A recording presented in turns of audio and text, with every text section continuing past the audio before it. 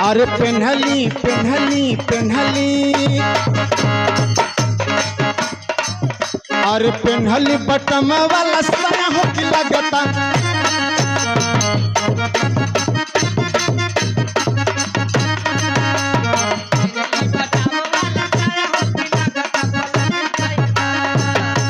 कैसे पलट जाए मास्टर। अरे सास ससुर की तन को ना हजूरी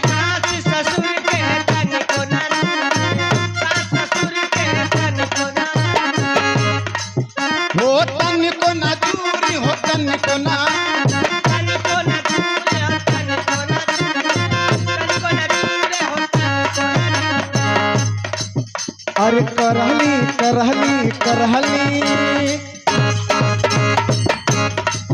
अरे करल त भतर कमाया हो लगता लड़ जाही।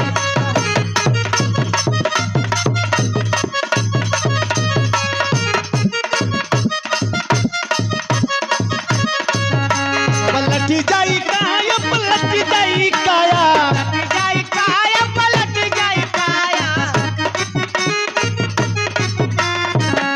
अरे पेन्हल बटम वाला साया हो लगता लड़ जाही।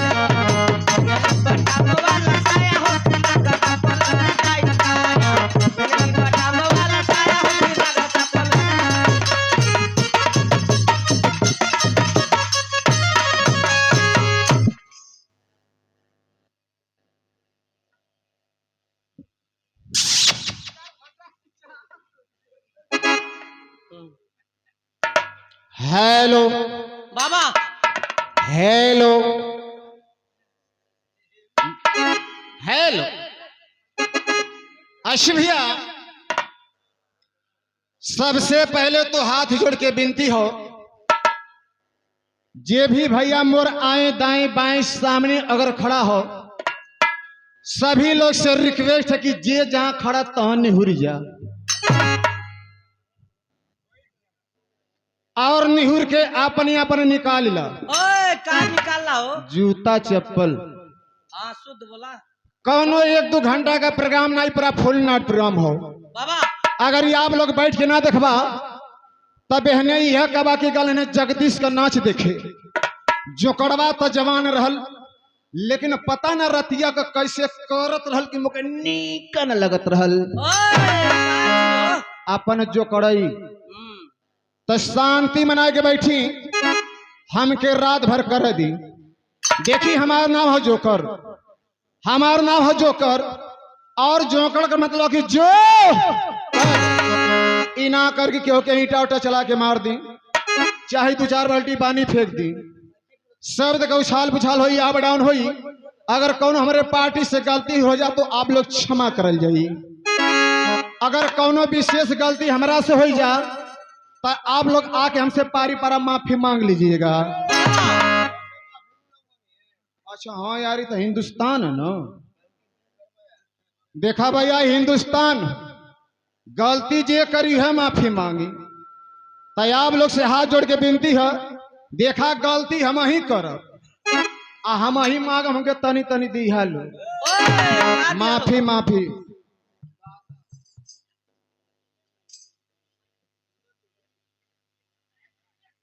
और हमारे सम्मानित दादा हमारे रुदल चौहान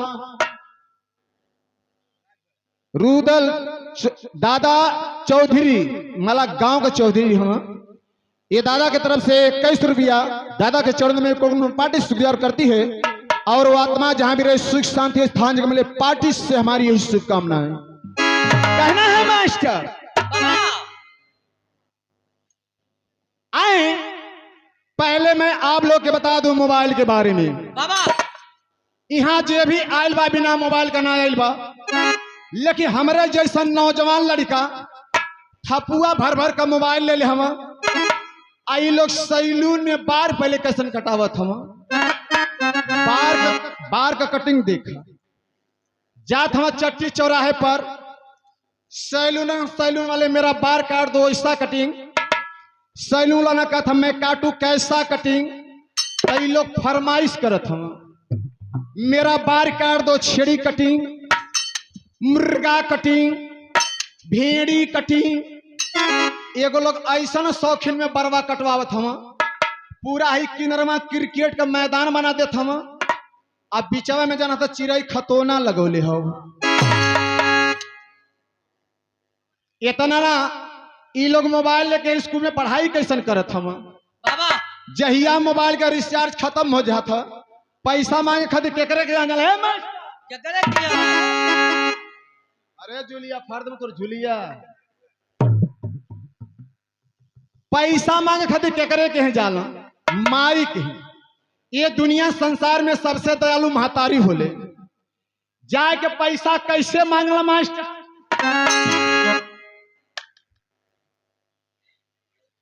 ई माई तनी मो के 200 रुपया दे देती, उनकर महतारी कही कहां से दे लाल, हमारे पास तो पैसा ना हमारे बेटा ना कि माई दीदी। आज जब 200 रुपया पा जाला तो जेबिया से और 100 रुपया लगा के मोबाइलिया के तुरंत फ्री करा देला। आज जब फ्री हो जाले तो ये लोग स्कूल में पढ़ाई कैसन करला? आए मैं हकीकत बात बताऊं, जो धरती आजकल लड़का करत हम सबकर माता सोचना कि हमारा लड़का पढ़ लिख के डीएम कलेक्टर जज बने, लेकिन आजकल का लड़का कौन पढ़ाई करता है? बाबा कहना है कि ये धरती पर सब कुछ बचा के रहा, यही में भलाई बा। ये धरती पर सब कुछ बचा के रहा, यही में भलाई बा। और जब से मोबाइल चला प्यार के पढ़ाई बा, टाई लगा के कहा जाता रही स्कूल पर, मिस कॉल मार के कहीं बड़ा पुल पता का जो स्कूल पर इतना ना और का करत हम कथा दिन भल बतरा थोबे करी, दिन भल बतरा थोबे करी, अपन फोन नंबर दे दिया बात होबे करी। अगर हमार जिंदगी रही तो बहने मुलाकात होबे करी, शाम हो तो दिया धरा दिया, अगर तुहार मम्मी पापा न रहे तो धीरे से मिस कॉल। और का करत हम कथा तू आंख मत मरिया हम खुद आंख मार दी, तू आंख मत मारिया हम खुद आंख मार दई, दिल से कर प्यार ना जाए विदेश पासपोर्ट में फाड़ दे। अच्छा आप लोग के कहत हैं हाँ जो एंटी पार्टी बैठल है पीछे, इ लोग कहते जोकड़वा ठीक कहत, उन लोग के ठीक कहत है, हमान के तो कहत ना है। इहो लोग मोबाइल चलावत हैं, इ लोग कैसे चलावत हैं?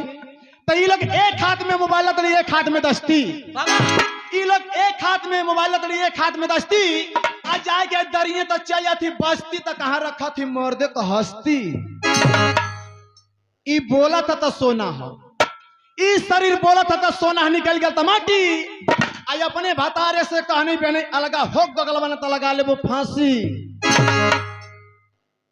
तो जा तड़े विदेश कमा तड़े शान से, जौने मेहरारू का मरद विदेश होगा ओसे पूछा 100 में 60% गारंटी के साथ लिख के बताओ तुम। जा तड़े विदेश कमा तड़े शान से, यार मौगी बतिया थे 6 महीना यान से। जा तड़े विदेश कमा तड़े शान से, यार मौगी बतिया थे 6 महीना आन से। अगर ससुर भसुर बोलत हो तो देवरा के मरवा थी जान से।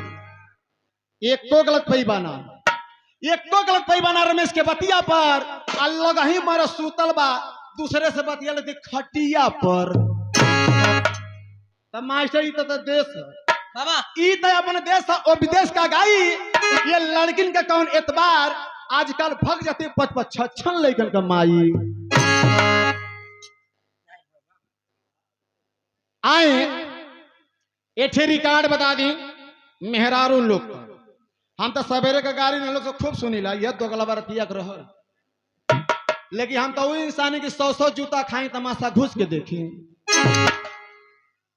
इन्हा लोग के रिकॉर्ड है कौनो फंक्शन में बुलाता इन्हा लोग के तिलक बरछा अरे बरे छठियार में जहां का भाव तहां का लोग गीत इतना बढ़िया बढ़िया बना के गावली इन्हा लोग का कवि केहू ना है हमार आप सबका गुरु उस्ताद कवि लेकिन इन्हा लोग का कवि केहू ना है जैसन देखली वैसन गीत गावली तो एक जगह बारात के बारे में सुनी एक जगह बारात आयल रहल ओ बरतिया में दूठे पंडित जी आयल रहन एगो पंडित जी पैंट शर्ट पहन के आयल रहन एगो पंडित जी धोती कुर्ता तो जवन पैंट शर्ट पहन रहा उ बिटिया